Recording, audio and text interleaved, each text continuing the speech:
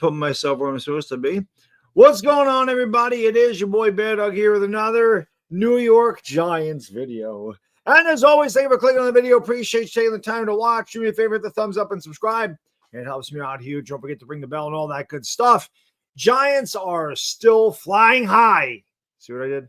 Flying high off the Eagles' victory. Still flying high after smashing the shit out of them, ripping their wings off their torso, and eating them like doves. That's what the Giants did on Thursday.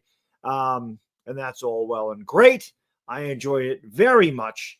And had a lot of fun on Twitter. It pissed a lot of Eagle fans off.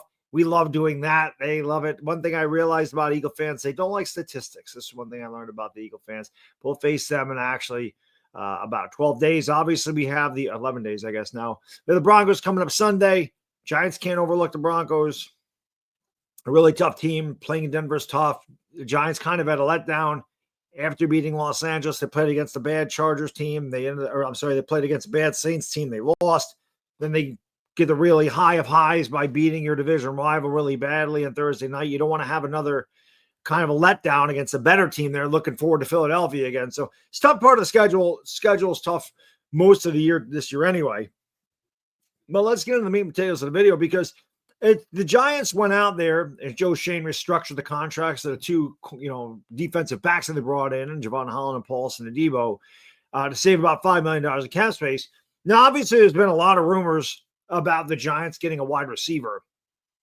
And I'll tell you what, I don't know that they can pull this off. I don't know if they're going to pull this off at all. There's rumors about Chris Olave. There's rumors about Jalen Waddle would cost a fortune. Jacoby Myers is out there, but there's a lot of receivers that are out there that Joe Shane can take a swing at. And the Giants, I guess, what you're thinking to yourself is it worth the draft capital? Can you swing the money? Can you figure out the money when it comes to draft capital?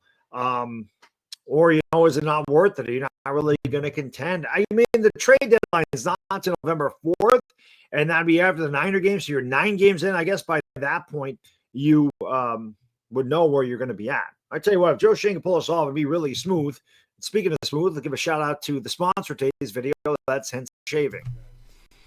You guys see my beard.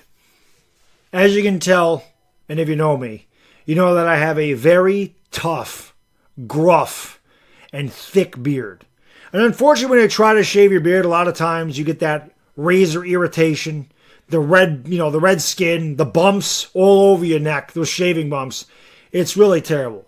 And that's why I'm very proud to introduce today's sponsor of the video, Henson Shaving Products. Sometimes you don't need to add more. You just need to fix what's broken. You don't need any balms or fancy shaving creams to avoid this stuff, to avoid shaving problems. That's why I love Henson Shaving Products. It unlocked a better shave, not because it has more stuff, but because it's a better designed product. I don't have any more of the razor bumps, the irritation, the red skin, and my skin is calmer, not to mention it's smooth and silky the way it's supposed to be. I love using Henson Shaving Products. And if you have a beard and you experience a lot of these problems when it comes to shaving, give Henson a try. You won't be disappointed. Thanks to Henson Shaving for sponsoring the video. Make sure you go in the description and click that link. Use the promo code Baddog Sports to receive 100 blades for free. That's 2 years worth. Just make sure both products are in the cart for the code. Everybody always told me I needed a shaving product to sponsor the channel. Well, there you go. You got your wish. We all know about my beard. I think I shaved yesterday, and here it is already today. Anyway, I digress. So what are the Giants going to do? Are they going to go out there? Are they going to get a wide receiver? Is it worth it at this point? You're not just thinking about this year. I mean, that's the thing. Maybe the Giants aren't going anywhere this year. Maybe that was the high of highs. Maybe they go on a 6-game losing streak. Maybe they go on a 4-game winning streak. I mean, I look at it this way. I know the Eagles aren't what they've been. They're not what they were last year. But when's the last time we actually beat the holy hell out of them like that? Which Giants team is this? Are they the Giants that beat the Chargers and the Eagles, who are good teams, or are they the Giants that lost to the damn Saints? Like, what are they? But so maybe this year is just kind of a feel it out year and see what you got. And Scadaboo and Jax Darden, they definitely look very promising. They're a lot of fun to watch. I know I've enjoyed it. Giants fans we have hope for a change. We haven't had hope in a long time. Malik Neighbors is obviously not here this year, and it's going to take him about a year to heal. But You look at next year, you're going to have Jackson Dart back there. You're going to have Cam Scatteroo back there. You're going to want to get him some more weapons without question. If you could add a guy like a Jacoby Myers or a Chris Olave this year, and then you put him alongside of Malik Neighbors next year, and you build a little bit of that line in the draft, and then holy shit, then your offense actually looks pretty formidable. Can you imagine a guy like Jalen Waddle or Chris Olave on the opposite side of Malik Neighbors? What that could mean for the New York Giants? Might actually have a really good offense if that was the case.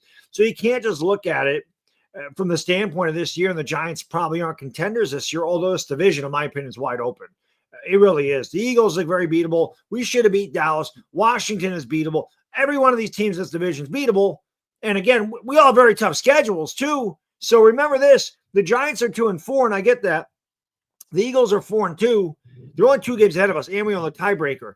Washington plays Dallas this week, and that'll be the first time in the division that the other 2 teams have played.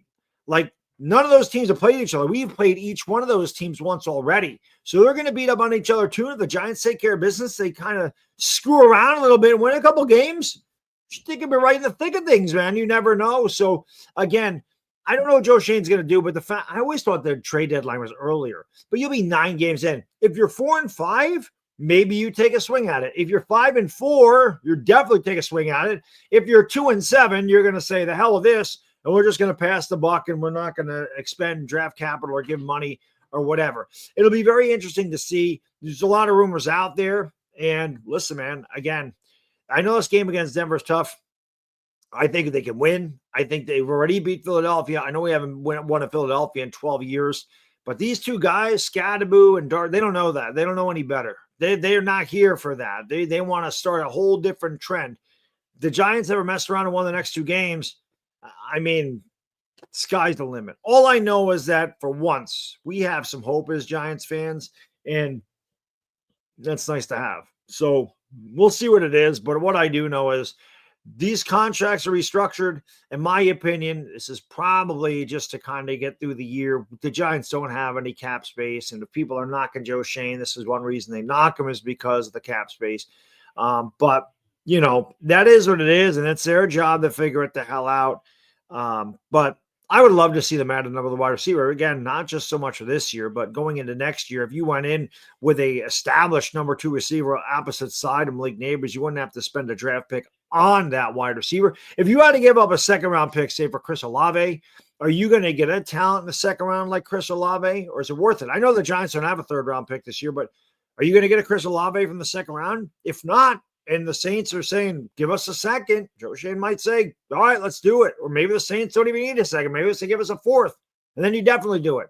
It'll be interesting to see exactly how the Giants play the next 3 weeks. It'll be interesting to see what Joe Shane does as far as trading goes, whether we're buyers or sellers, because there's talk about them. You know, people want Illuminor and they want Kayvon Thibodeau, and this is crazy time of football season.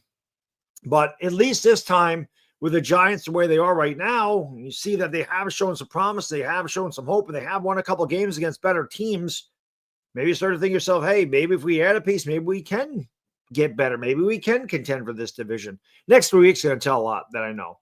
Anyway, as always, thank you for watching the video. Appreciate it. If you made it this far, hit the thumbs up, subscribe, ring the bell. I'll be live for the Lakers 10:15 tonight. You want to come by, we can talk more about that at that point. So enjoy the rest of your hump day. It's a bad day. I'll see you in the next one. I'm out.